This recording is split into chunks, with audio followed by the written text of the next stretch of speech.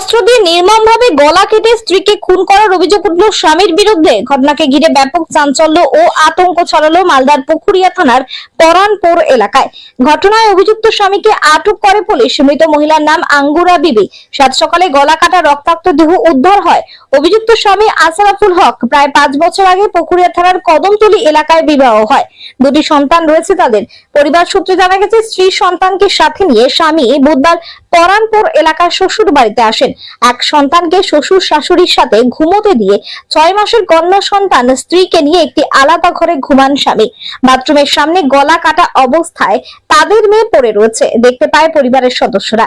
আর এরপরই এলাকা জুড়ে চাঞ্চল্য ছড়িয়ে যায়। মৃত মহিলার বাবার বাড়ির লোকেদের অভিযোগ, তার স্বামী একটি পর মহিলার সম্পর্কে রয়েছে, আর সেই কারণে তাদের মেয়েকে গলা কেটে খুন করেছে। এদিকে ঘটনার খবর পেয়ে পুকুরিয়া থানার পুলিশ মৃতদেহ উদ্ধার করে থানায় নিয়ে আসে। ঘটনায় অভিযুক্ত স্বামীকে আটক করেছে পুলিশ, যদিও দেহ ময়নাতদন্তে পাঠানো হচ্ছে। ঘটনায় পরিবারের যা অভিযোগ থাকবে সেই অভিযোগের ভিত্তিতে সঠিক তদন্ত হবে বলে জানান পুলিশ প্রশাসন।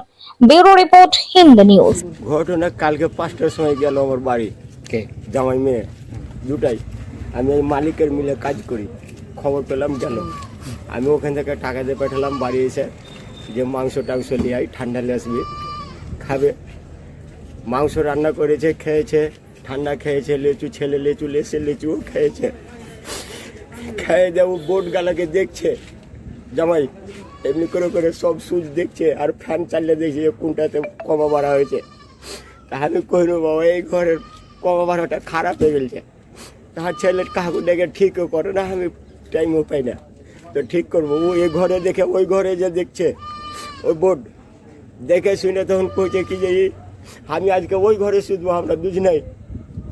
তা আমি কইছি যে যাওই বেটি আজকাল তো যুগ খারাপ, তো যাওই বেটি ওই ঘরে শুতুক। আমি ছেলেকে বললাম যে তুই আর ঘরে চলাই, যে আমরা স্বামী স্ত্রী আর ছেলেকে নিয়ে নাতিকে নিয়ে ওই অন্য ঘরে শুতলাম।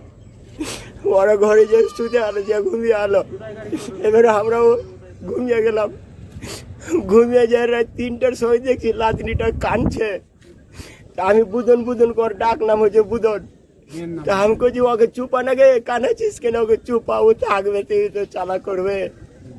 আমি ঘর খুলে আলা জ্বালাম, জেলে ঘর খোলা আছে, বাইরে ঝাপ খোলা আছে, আর ও পাঠারাম সীতা আছে। লাতনি কাঁদছে, আমি যে কোলে নিলাম আর ওকে বললাম যে মেয়ে গেল, ওর মা কই? তো কই যে বাথরুম গেল। তো মেয়ে বাথরুম গেল, তার আমি কি করতে যাবো, আমি কি আসছে এর ভিতরে আজান পড়ে গেছে। আমার মা এসে উজু করতে, নামাজ পড়বে, সেই আমার মা এসে দেখছে তো বুদনকে কাইটা ফেলে দিয়েছে, যে আমাকে কইছে। তখন যাচ্ছি তো দেখছি শেষ করে দিয়েছে একদম গলা কাইটা, আর ওখানে জ্বালানি আছে, জ্বালানি পর গলার ভিতরে ভরে দিয়েছে। কে কেটেছে কি মনে করছো? আর ওর পিছনে ওর পায়ে রক্ত ভরে আছে। কে কেটেছে কি মনে করছো? ওই যে আমার জামাই কেটেছে, আমার জামাই পায়ে রক্ত ভরে আছে, পিছনে যে ঘুমেছে। তো জামাইয়ের নাম? তোর রক্তটা পেলো কোথায়? জামাইয়ের কি নাম?